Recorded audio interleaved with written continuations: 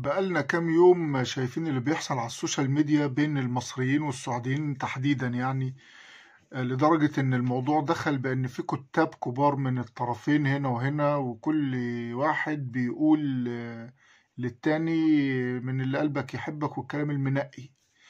واخرها بقى رئيس تحرير جريدة الجمهورية عبد الرازق، الراجل حب يعرض، راح ضارب في السعودية وقعد يقول كانوا حفاة عراه وكلام كده ملوش لازمة، لحد ما فاق وشكله خد خبطة على دماغه. فوقوه طبعا لأنه لبس في الحيطة بعد الكلام اللي قاله إن دي جريدة حكومية رسمية، واضطر يقدم اعتذار بعد ما اتشال. الاعتذار منزله على جريدة الجمهورية، برضو نفس الصفحة اللي شتم فيها أو قل فيها من الإخوة السعوديين. في الحقيقة اللي بيهاجم السعودية أو دول الخليج عموما بسبب موقفهم الأخير إن هم فيما معناه إنه مش هيقدموا أي دعم تاني بالشكل اللي كان بيحصل قبل كده.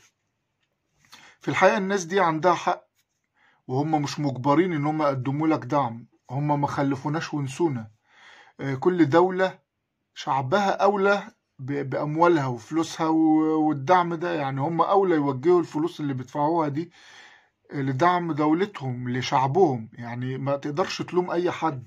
بعدين هم ياما وقفوا جنبنا الصراحة والحق يقال، يعني مصر وقفت جنب الخليج في حرب الخليج أيام قبل البترول ما يظهر عند دول الخليج. كنا احنا متقدمين، كان عندنا حضارة أكتر.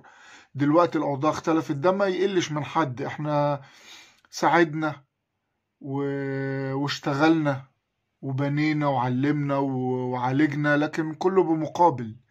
ونفس الشيء هم الناس برضو لما بقى عندهم ثروات وبترول وقفوا جنبنا وما قصروش معانا الحقيقة.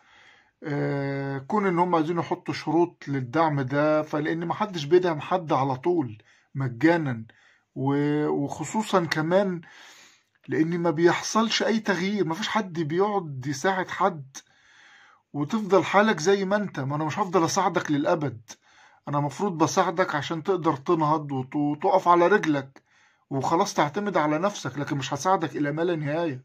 مفيش حد بيعمل كده في الدنيا كلها. هم هيساعدوك لحد امتى؟ هيفضلوا شايلين همك لحد امتى؟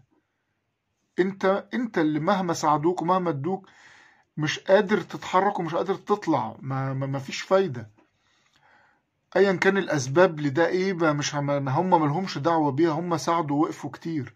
صراحة الناس ما عندهاش اي عيب، ولا ان هم حتى لو منعوا مساعدات عن مصر ده يخلينا ان احنا نغلط في الناس او نقل منهم. احنا مهما حصل اشقاء، اخوة في العروبة وفي الاسلام، وفي نسب بيننا وبين دول الخليج.